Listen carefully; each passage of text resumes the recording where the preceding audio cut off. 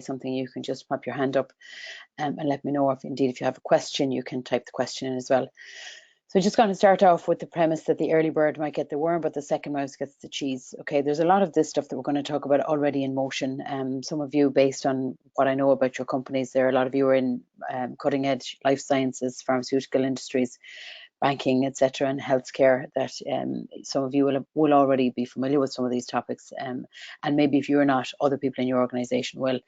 So it's certainly, some of the technology is new and emerging, and some of it is I say, already being used quite extensively in business and indeed in working lives.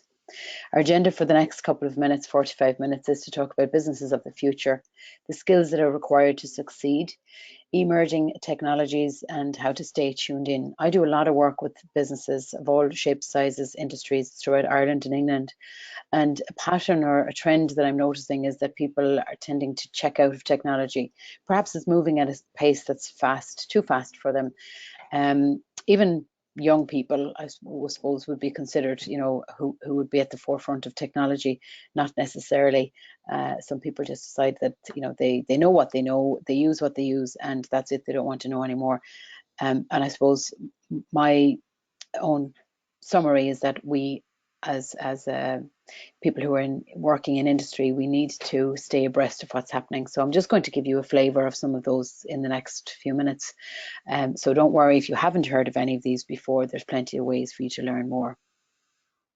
Okay, just a few things on webinar etiquette. I would ask you to limit distractions. I suppose giving somebody 45 minutes of your attention these days is a huge gift to give anybody. So I'm asking you for that, just to test yourself, I suppose, or give yourself a challenge to see how much you can learn in the next 45 minutes. I have you all on mute at the moment, but as I say, if you do want to contribute, I'm very happy for you to do so. Do keep a pen and paper nearby if you don't have one, so that you can maybe jot down some things of note for yourself. Share your thoughts and ideas with us, and think about how you will use what you hear. Maybe you personally will use it. Maybe you will use it to affect change within your organization. If you're at a senior decision-making level within the organization, maybe you will encourage other people to use it, and to maybe put some money around how this technology should be used within your own industry and within your own organization. Okay, so looking at the fourth industrial revolution, which is really what we're looking at here ultimately, we had the first one, which was occurred around 1784, which was based on the steam engine. Then the second industrial revolution, 1870, kind of driven by electricity. Then we had the most recent one around 1969 from there on, based on electronics and the overhaul of the IT industry. And then, of course, we're heading, or already there, for the fourth industrial revolution, which is happening now and tomorrow, which is based on the use of cyber physical systems. And they are a combination of physical systems and cyber systems, and indeed metaphysical systems, and our digital technology, our digital data, and our digital footprint. So all of those coming together to present us with the fourth industrial revolution in conjunction with 5G technology. So what are the business of the future going to look like? Certainly there seems to be a trend towards robotics and the interaction of human intelligence and artificial intelligence, or using robots. So some of the technology that's driving these businesses are as follows. So robots, data storage, drones, sensors, speech recognition, new materials, digital communications, biotechnology, mobile devices, network capacity, 3D printers, virtual reality, and this thing which is called Web 2.0, which is ultimately, I suppose, a combination of all those changes leading to a new internet, the way we perceive the internet to be quite revolutionized. So the point of this, I suppose, sharing this slide with you, is that this is where the new businesses are going to come from. This is where the new technology is going to come from. These are the raw materials that are allowing some of these things to happen in practice. So the new material over there on the left-hand side will be used, in 3D printing, and allowing us to print everything from shoes to new hearts, and indeed most revolutionize the manufacturing industry. These printers are anything from regular enough entry-level price way up to the millions, and the companies and the industries that can use those then can use them to print the materials which is much quicker than obviously waiting for your supply chain and logistics and being at the mercy of those who create the material in the first place. So coming on one step from that, then what kind of companies or what kind of businesses are going to use that technology, and how do you use that technology currently in your own business to promote customer experience, to make things more efficient, more cost effective, less waste, etc. So is this happening around us? It most certainly is. There's a business in Dublin called Travelcoin, and this is based on exchanging cyber coins or cryptocurrency for missed flights. So this guy, Brian Whelan, came up with the idea that if you miss your flight or if you're due a refund, it's usually quite cumbersome and it can be labor intensive for the airline to have to organize that refund. So he came up with the idea of swapping coins, which are used specifically for traveling with that airline. So, for example, Ryanair or Aer Lingus or any international airline could in time have their own coins, which would mean that you have a store of these coins and you use them every time you book a flight. And then if there's any issue with that or if you do a refund, you are simply reimbursed with that number of coins. So that's already happening here. Another business that comes to mind is Transformate, which allows for the fast transfer of foreign exchange between hundreds of companies worldwide, which has been set up by Irish people, Terry Clune and Sinead Fitzmaurice. And again, they're doing great work using the blockchain technology, which will allow money to be transferred as quickly and as easily as sending a WhatsApp message. Smart Soil is also another company that's based here in Dublin, and it uses soil sensors. Again, so it's based on these new companies are coming from this technology. They're coming from these raw materials. So the smart soil is coming from sensors, which allows that company to use the data that it collects to allow farmers to make informed choices about whether their crop is going to do well or what changes they need to make to their crop before it becomes a disaster. So they're, taking readings of the soil at different times of the day, different times of the year, and you're much quicker then able to make an assessment of what intervention might be needed. And then finally, I've just mentioned Jamie McCormick there, another Irish person who has set up a marketing business in Dublin called Bitcoin Marketing Team, which looks after all sorts of investment opportunities for investors when it comes to Bitcoin and cryptocurrency. So, some of us could be forgiven for thinking that this is okay, it's happening in other parts of the world, it's not happening here. It absolutely is happening here, and it's happening in other parts of the world as well. This is Dr. Vincent Flood, and he most recently in the Blackrock private clinic in Dublin, with his supervision, supervised the first heart bypass that was primarily conducted by a robot. So he was the supervisor, but the robot did the work. And again, that's here in a hospital in Dublin. Well, I'm in Waterford, but it's in a hospital in Dublin. And then another one that took my eye this week was, last week, it was on September 21st, actually, EZ10, which was manufactured in France. France seems to be leading the way when it comes to much of this technology. And that seems to be driven by, I suppose, Emmanuel Macron and his open-minded approach to technology and,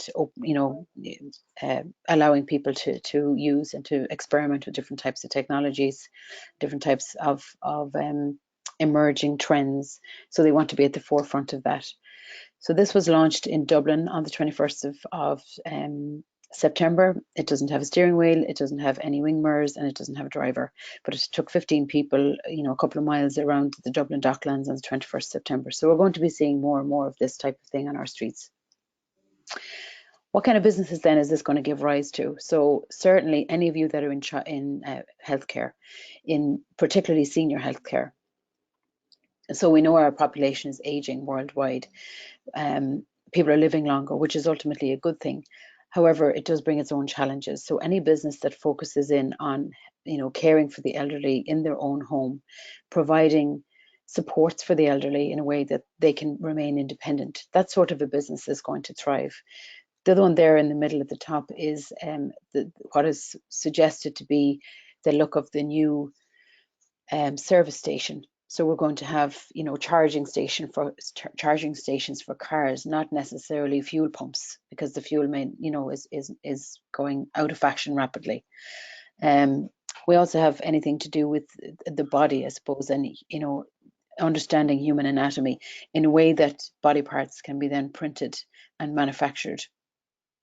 Knowledge management is still there, so big data insights, advice on technology, advice on the future, helping people to become better, improving them, helping them get information faster. That's another type of business that will do well. And the middle one there, we have the 3D printer. So being able to create 3D physical, you know, objects from a printer is also something that's happening already. And this will revolutionize the manufacturing industry, as I mentioned already.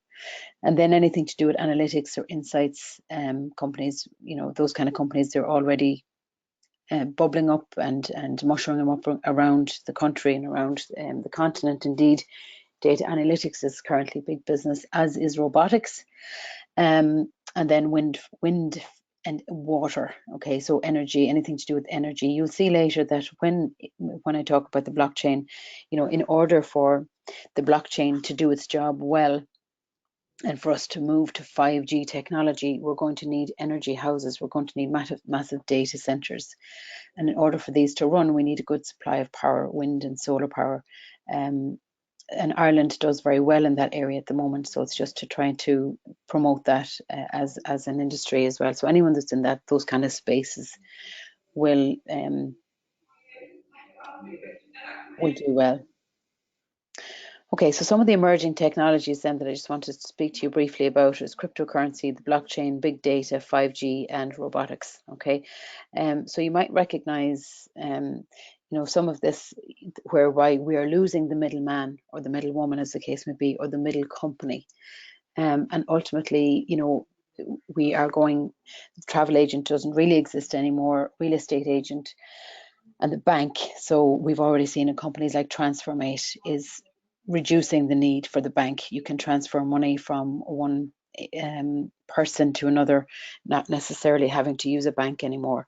The blockchain technology is going to remove the need for real estate agents, where somebody's buying and selling a house, they can transfer the money directly between one another. So this is you know, the premise of it, I suppose, of some of this new technology and the cryptocurrency is getting rid of that middle agent. Now, Jamie Dimon, some of you will know, or Dimon, is the CEO of JP Morgan Bank. And I just thought this was interesting. I saw it in Harvard Business Review recently when he was asked about his view on cryptocurrency. A few months ago, he said he thought Bitcoin was a fraud and that he'd fire any trader dealing in it. That hasn't necessarily changed, but he has said that blockchain, on the other hand, is real, and they're testing it, and they will use it for a whole lot of things. So you will hear, or you might have already heard, that cryptocurrency is a massive pyramid scheme, and you know, it's used to buy guns and drugs online and to do all sorts of shady dealings. So that's still very much up for debate, whether it's going to improve a society or whether it's going to be used as a way of trading things that we don't normally allow, you know, that are not legally allowed to be bought and sold. However, the cryptocurrency uses a technology called blockchain, and that's I guess the real benefit to us as in terms of the banking, pharmaceutical industry. That's where a lot of the value is going to be. So just a couple of why. If you ask yourself why is this moving? Why is it changing so quickly? Why have people decided to do this? I suppose traditionally banks and insurance companies and professional service firms have acted as an intermediary between buyers and sellers. So it is really the fourth industrial revolution, because for many years people have made millions being the intermediary, and that's changing. So we've seen most recently companies such as Uber and Airbnb have begun filling that role of a middleman. However, they haven't always covered themselves in glory. You know, sometimes data gets stolen, it gets shared, it gets sold. So we don't always trust the middleman in the same way, or the middlewoman in the same way as we used to. Banks can go bankrupt, as we've seen in the last 10 years. And some of this has stemmed from that people are looking for a change. They are sick of being ripped off by the people in the middle, and they've looked at, some of the programmers and those who write these algorithms. They've looked specifically for a way of replacing that middle section. Okay. So then enter cryptocurrency. Okay, so crypto assets is an umbrella term used to describe all the different types of coins and currencies that make up crypto assets. And a crypto asset is very simply a combination of software and currency. Okay, so the currency is not really the most valuable part. The software that it's written on is the most valuable part of a crypto asset. So if I wanted to create a new crypto asset called Money or Development Services crypto asset, we'll say, and you buy some of those and we exchange them for courses or we exchange them for webinars, it's of limited value except to those who use my services. However, the software that runs on is like, the way some telecoms companies, they build the infrastructure and they allow lots of different companies to piggyback off that infrastructure. So it's the same theory here, where the software is the real winner, or the software developers who write this code, which allows the crypto assets to sit on top of it. So to give you a flavor of these, some of these crypto assets are Ethereum, Monero, and Bitcoin. Bitcoin is the one you probably have heard most about. Unless you've been living under a rock, you will have heard of Bitcoin, and whether it's, something that's worth investing in or not. Monero is a private asset. It's a private Bitcoin that's used by very wealthy people, typically in America, to exchange coins and assets between them.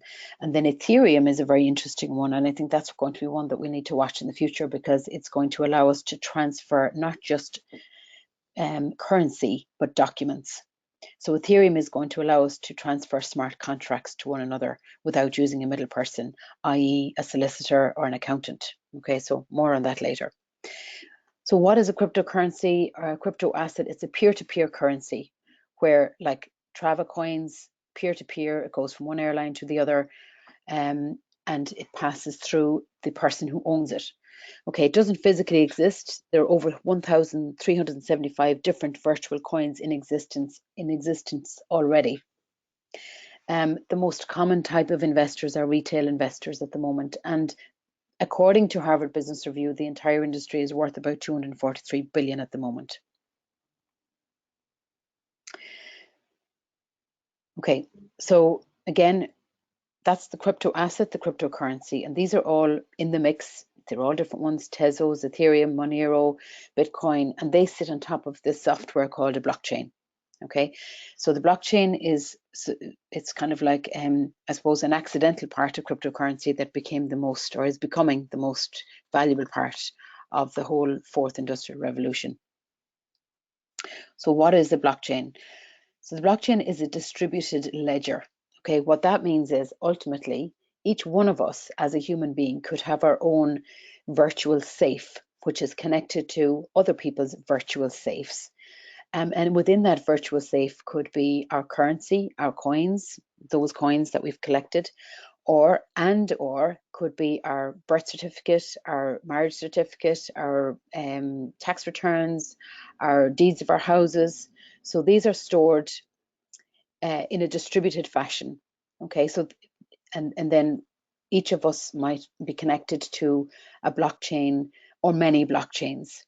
Now, if you haven't heard of this before, don't get too hung up about it. The blockchain is like the new internet. Okay, when you say something like, oh, I use the internet to send an email, you're just going to be saying, I use the blockchain to send a transaction, or to get a contract from a new employee. Okay, so in the same way that we don't say the internet runs on TCP/IP, which is the technology that the internet runs on, we're just going to not say we use the internet which runs on blockchain. It's just going to be a new form of doing business. Okay, the analogy I like to use with people is it's like a book, or many versions of a book. So say if the whole 35 of us that are on this webinar today have the same version of a book, okay, and we're in a book club and we're swapping stories, and we're maybe even swapping the actual physical book around and people are looking at each other's copies.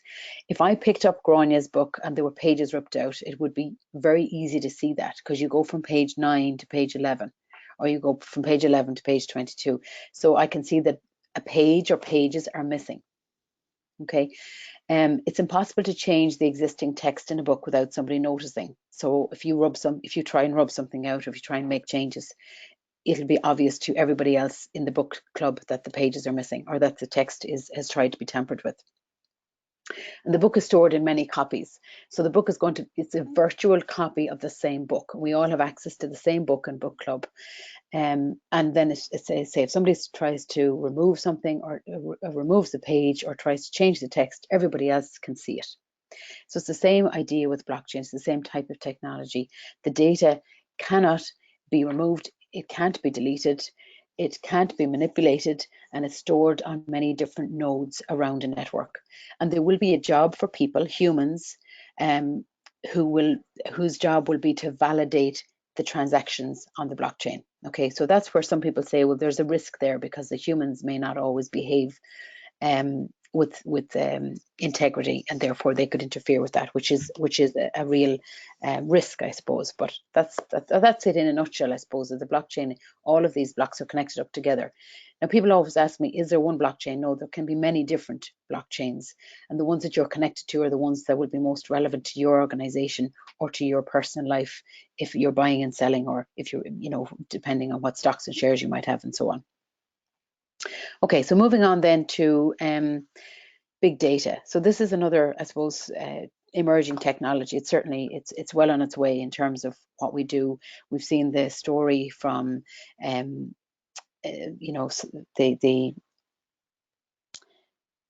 data analytics that they got into trouble in London for interfering with the election, so for gathering people's, I can't think of the name of them now, but they got into trouble for gathering people's data without their permission from Facebook, and for sending them ads and information around the US election.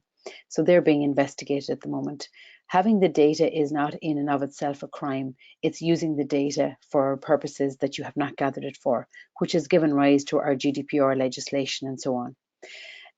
So I guess for yourselves, think about how you use data, and are you making the best use of it within your organization?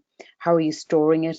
How are you accessing it? And how are you getting permission for it to be there in the first place? Okay, because there are data protection officers and data protection commissioner who is, like the revenue commissioners, entitled to do an audit on your company at any stage to make sure that you're storing, accessing, using and storing your data in the best possible way for your customers. What are we looking for from big data? We're looking for our customers' DNA. Now, you that work in health sciences and pharmaceutical, you might actually be looking for the DNA. We call it DNA, I suppose, in terms of looking for their life events, their social influencers. What are they influenced by? Who are they friends with? What kind of offers have they taken advantage of within our business? What kind of social attributes do they have? Are they empathetic? Are they sympathetic? Are they likely to buy because it impacts or hurts somebody else? Are they likely to give to charity? What kind of charities are they likely to give to? What's their complaint history been, both in terms of their physical health and their consumer health? What kind of things have they complained about?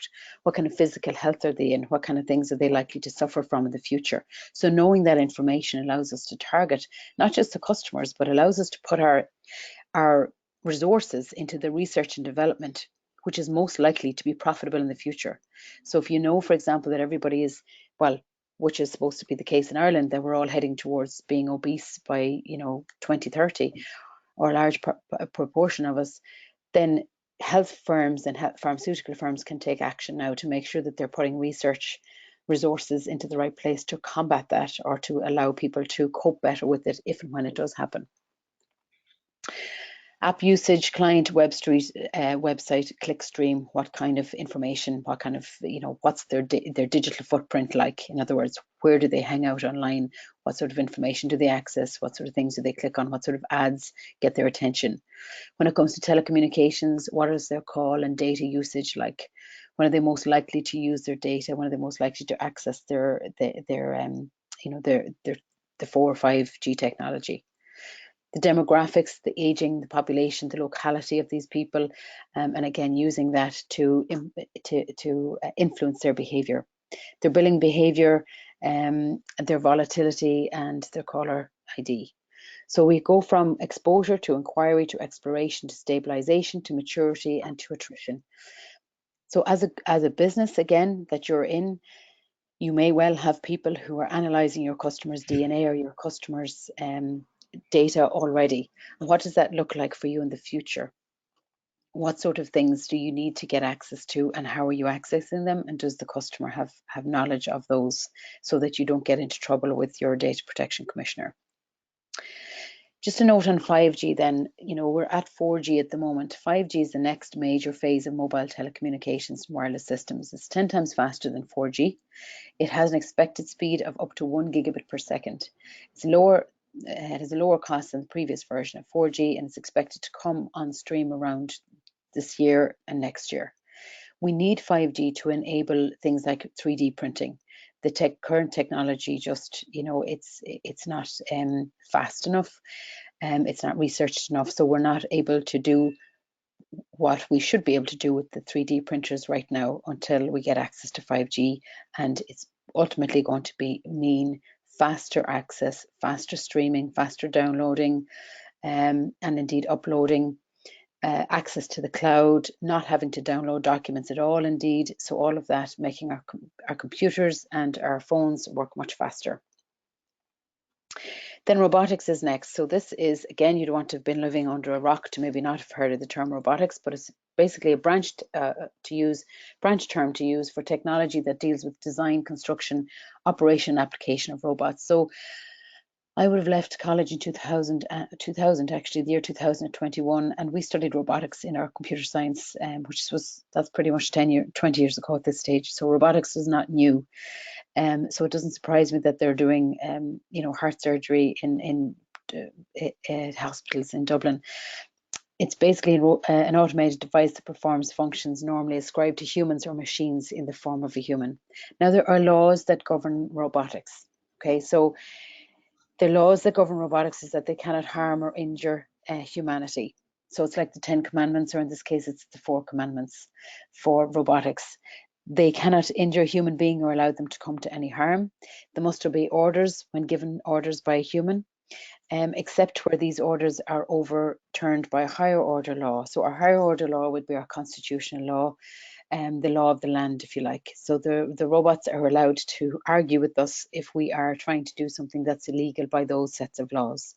And then law 3 is we must protect the robot must protect its own existence so long as it does not interfere with the higher order law.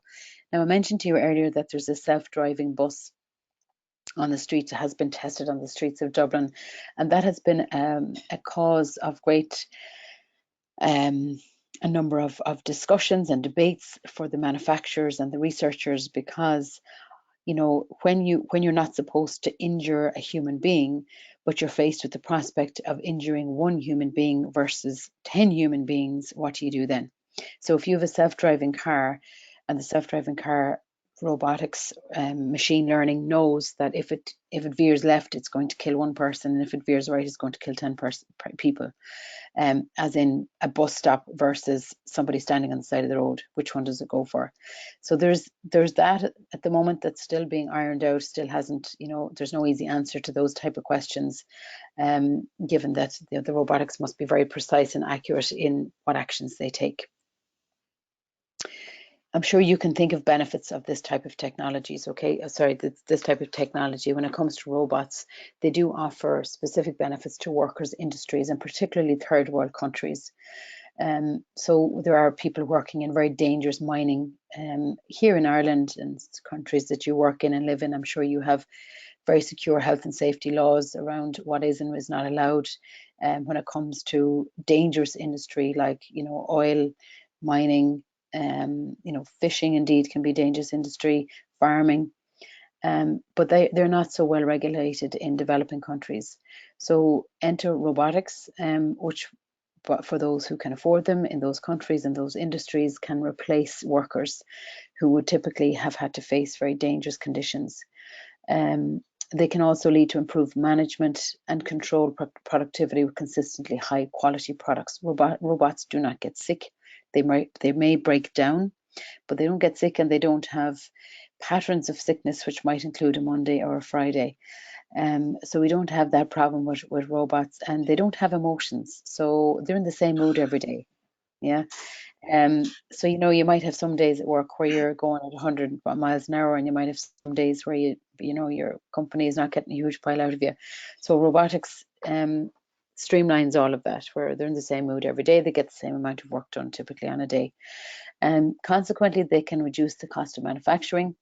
Countries that use robots in their industries effectively have economic advantage on the world market. Pardon? Sorry, I thought you thought somebody wanted to say something. So there are also a concept called a cobot, which is where humans and robots, or artificial intelligence, they collaborate. So it's a collaborating robot where humans and robots work together. So if we take an example of some of these auto manufacturing, so Mercedes-Benz are using it to assemble robots. Robots work safely alongside humans to customize cars in real time.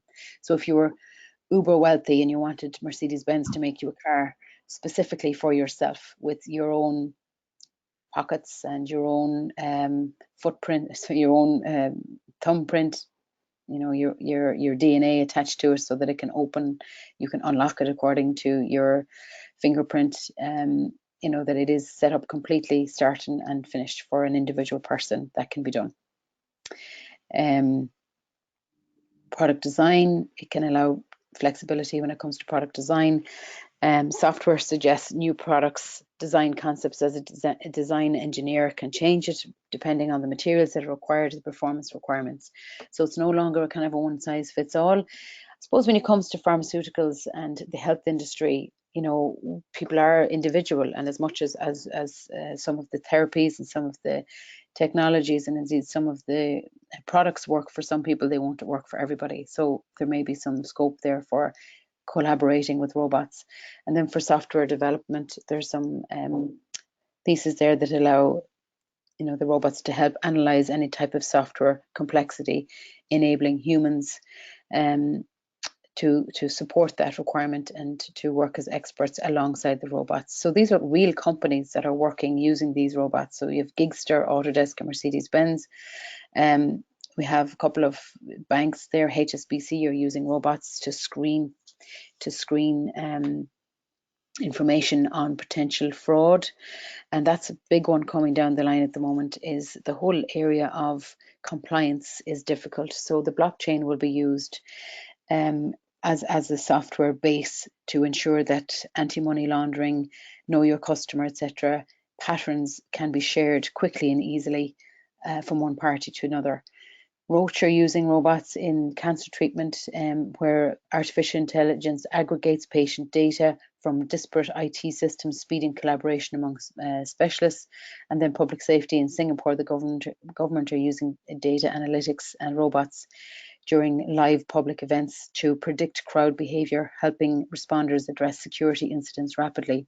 So it's about predicting that behaviour. There was an experiment done recently by IBM, who presented a robot with lots of different information and data on what makes a good movie. Okay, so and what makes a good movie, and by default, what makes a good movie trailer. So people, action, music, drama, conflict.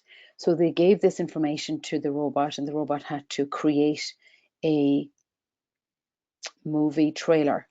And you can see it on YouTube. It's quite fascinating what it produced. So it's like a regular movie trailer. It has words, it has music, it has dramatic scenes from the film in the 2-minute trailer that the robot has designed. So it's definitely being used for all sorts of industries and all sorts of companies that you've heard of that are already using them. Okay, so what are the skills required? Some of you will be in senior positions, some of you will be closer to the organisation front line. Trying to hire people is a difficulty for the economy at the moment. We're gone down to I think just above 5% unemployment rate. So there is a renewed war for talent on when it comes to industries in Ireland, and I'm sure in Europe and beyond.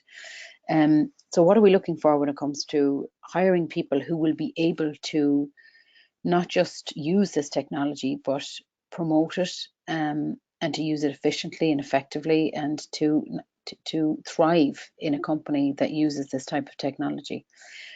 So there's a range of them. We're looking for people who have complex problem solving ability, so programming, algorithms, data analytics. So I was going to show you, I got a CV in today from a person, and it says that they are interested in becoming a data analyst. Can't see where it's gone now, but basically it's the first time I've seen somebody writing on a CV that that's what they're interested in. They want to become a data analyst. Critical thinking, creativity, people management is still there. So the robots are coming, but we haven't gone away just yet. Coordinating with others, emotional intelligence, judgment and decision making, service orientation, negotiation and cognitive flexibility. Decision making, as you can see, is still going to be there, because the robots will do what they're programmed to do. You still need human intervention to make certain decisions on predicting behavior. So if we see, a certain trend or a certain pattern in the data, we may need to feed the robot a different set of decisions and a different set of priorities.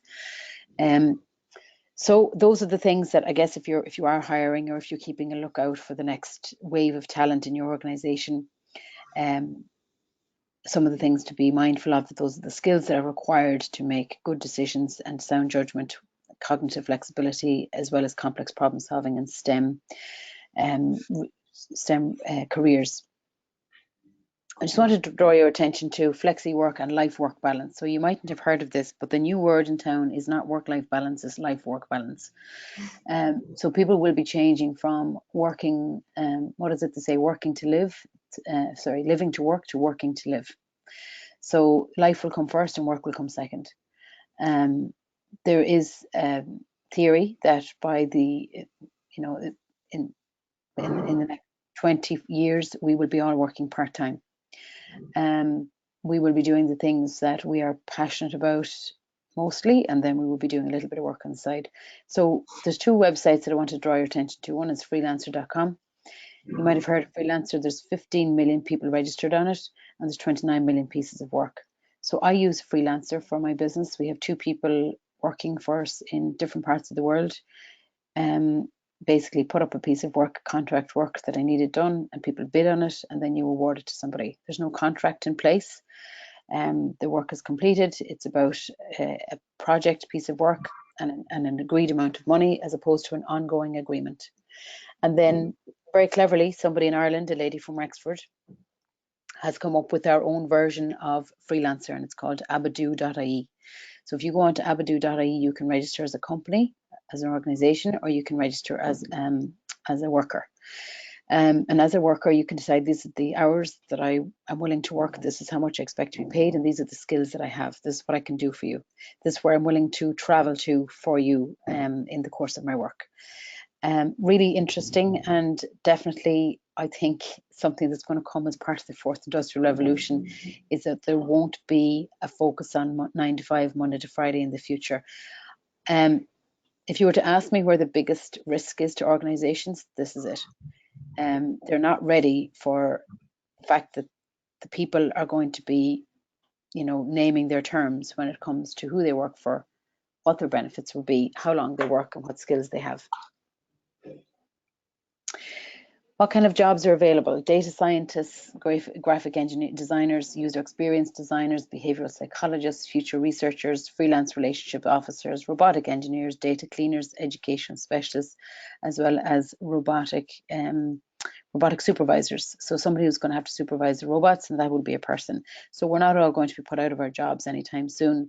However, we may well want to be sidelined a little bit and do our, the stuff that we really want to do in life, and then we do a little bit of work on the side, and maybe the robots can do the main heavy lifting, as it were. But those are the type of roles that you might be hiring for in the future. Those are the type of people that will be joining the workplace. You'll see them coming in, and you'll ask them what they're doing, and this is what their job titles may well be. Okay, so just to be mindful of that for yourself. Some of the roles of the future at a senior level. So you have Chief Operating Officer at the moment, Marketing Officer, Financial Officer, and they will be joined by Chief Digital Officers, some of whom you may already have some of those in your organization: Chief Data Officer, Chief Data Analytics Officer, and Chief Innovation Officer. So those will be sort of the C-suite roles of the future. Okay. Finally, then, how to stay tuned in and not checked out. As I said to you, so there are two risks here. One risk is organizations are not ready for the life-work focus as opposed to work-life focus. And secondly, there's a lot of people in jobs who are underemployed, as in they're not at their maximum productivity of performance. And that may be because they're not using technology, the technology that's available to them, such as SAP, or whatever ERP systems that are in use, are not being used to the full potential because the people don't know how to use them. They may get training on them, but they're still not optimized in terms of reporting and analytics on that data. So what do companies do? They hire in new people, and they keep the people who are supposed to be doing that job in the same job as well, or they move them into something else. So I think there's room here to encourage people to stay tuned into technology and encourage them to get involved in part of learning about the stuff that's coming through at a very high level even. So they're aware of the terms and they're aware of what the technology can do. There will come a time when they don't even know they're using this technology to transfer funds. So it'll just be a case of going into their online banking on their phone and paying their mortgage or transferring funds, and it will be the blockchain that's doing that. They may never know that, but it's probably no harm for people to become aware of the technology that is allowing them to live and work as they do. So what do you do? So some of the publications that I would suggest, there's a really good magazine called Wired. And that gives you a kind of it's kind of a future magazine, I suppose, of what are the types of things that are coming down the tracks at us that we need to be aware of. What are the opportunities around that, and what are the challenges? Because there's as many opportunities as there are challenges. Some people are, I suppose, they're afraid that technology is going to disrupt their organization in a way that they're not going to be able to keep up with. But there's just as many opportunities within that disruption as there are maybe challenges. Harvard Business Review is always a good one from a more social perspective. Okay, so it keeps an eye on what this means to customers, what it means to workers. So it's less. So there are some very good technical articles, but there are less technical articles than there are in Wired. So it's more of a combination hybrid of technical articles and also what that means to people. The human element of it. Google Scholar is really good. So there's a lot of research being done out there at the moment on the technology. So as opposed to using Google Scholar will allow you to get the latest papers, the latest publications, white papers that have been written on the various topics. And if you have an interest, or if it's your job to be interested in where your organization should be channeling its resources, and that's certainly a good place to look as well, and to get some further information on. And I suppose, just to be careful on white papers, there should be specific type of free, easy to read ultimately, and to understand. Vagueness, spelling errors, and inscrutability are all red flags. And I made that point, folks, because there is still that element of, is this real or is it not real? Is somebody trying to scam us?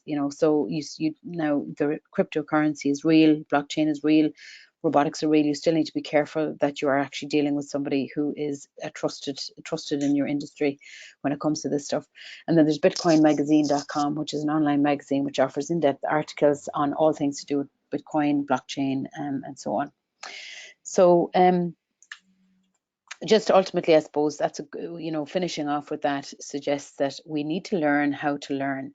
So, as opposed to having a degree in artificial intelligence or in any type of new technology, that will be relevant. Certainly it would be relevant, but knowing how to learn and being willing and able to find out information is going to be a critical skill for the future. It already is, but certainly even more so in the future. We may not even have college courses. There may be things that are available online and you work out how to do it yourself from there. certainly for the less skilled, for the roles that don't require, you know, the in-depth skills such as maybe, you know, surgery would. But so that's it for this afternoon, folks. In summary, I suppose, you know, it's been a whistle-stop tour through the various pieces of emerging technology that are coming towards us, the type of companies that are going to be there in the future that are emerging, why those companies exist. They're emerging from new technology such as drones, 3D printers, new types of materials, 5G technology. That's where they're coming from. Those are the raw materials that are allowing these companies to be formed in the first place. And then when you've got a company, what does that mean for you as an existing organization?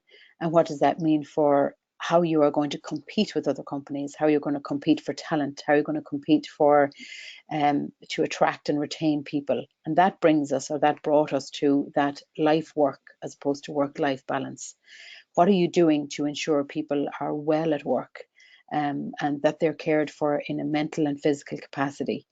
How are you going to compete with other companies who do that very well and allow people to decide their hours and, you know, what type of work that they do to a certain extent?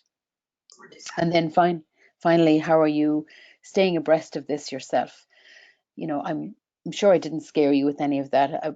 Possibly a lot of you have heard some of these terms already, but it's more about, you know, equipping yourself with the knowledge and attending some of the conferences that you need to go to, and just staying abreast of what's out there in your industry and how you could be using it to improve the customer's experience, the employee's experience, and overall, I suppose, the organization's performance within the market.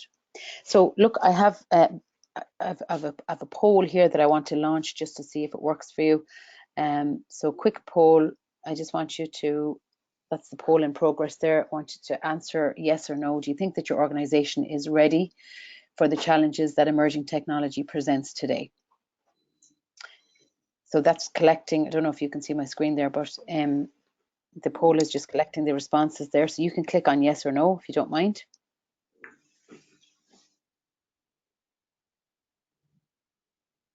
Okay.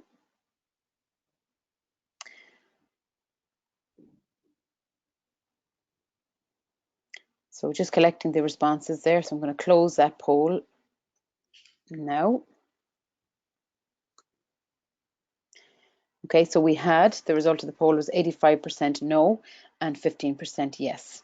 Okay, and then the other poll I have just to ask you a question is that, do you think your organization is ready for the opportunities that emerging technologies will present? So are you ready to install your first robot? Are you ready to make money and to increase your market share based on the fact that you are a step ahead, or you're certainly looking towards emerging technologies to make improvements at a front line within your business and within your organization? So again, voting is going on there, and I'm just going to close that poll in the next second.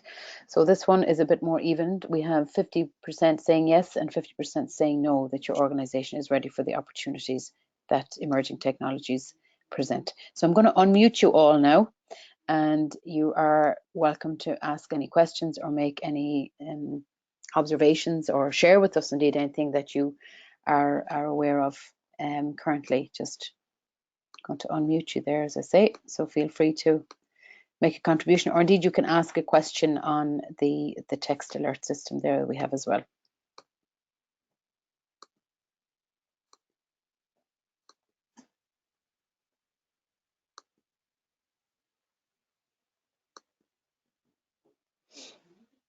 Does anybody have any questions?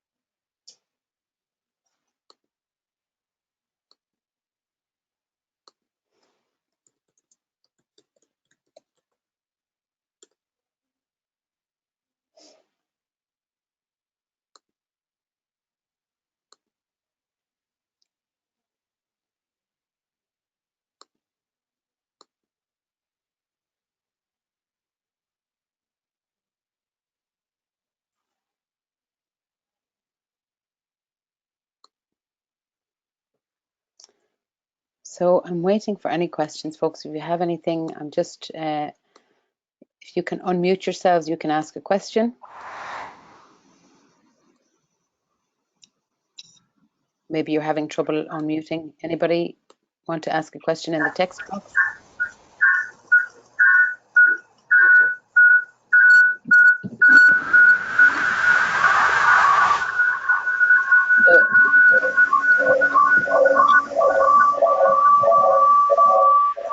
Got a little bit noisy just because I've unmuted some of you.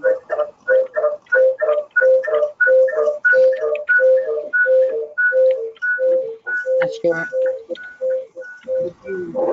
Unmuted. Now we're on mute. Yeah, we okay? We're just wondering if the presentation would be available afterwards to send to us. Yeah, I can certainly send it through to you. Just going to see there, I can actually send it through to you on this. Yeah, Kate. K, is it? K, yeah. K-A-Y, yeah. Yeah, Kate, yeah, I can. Yes, I just can we have a few people. Great. Yeah, I can send it to Grania, who can circulate it, or I can send it directly to yourselves. I have your email addresses anyway. Grania might prefer to come through her though, yeah. Anybody else? That'd be great. Thank you. Okay, thank you, Kay. Thank you very much. That was really interesting. You're welcome. Thank you. Okay. Take care. Okay, bye, Kay. Bye. Grania, are you there? Can you hear me? Oh, hi there. Yes. Sorry, I was muted there, I think. So that's quite all right. Yeah, that was really great. Thank you very much. You're welcome. I think we had a couple of minutes now for questions if anyone wants them, but obviously there's lots of people need to go back to work as well and have their lunch or whatever. So, but I can hang on here till 1 if anyone has any questions or comments. Would I be able to get the deck as well, please, Pat Dorgan? Yeah, I'll send it back to everybody who's signed up. That's not at all. And I think we have a video as well of the actual. Relationships officer.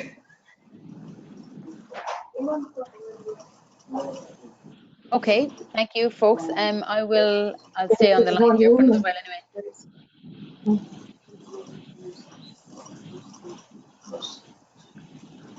Yeah, I can send the recording to you, Grania, and you can send it on. If we did, like if you did, we probably would be. I think we'll leave it at that then. Thank you, Monica. Okay, Grania, I'll send on the deck there to you, and and half children in my rubbish. give me. We'll maybe talk later on. Anyway. Absolutely, I think we're just.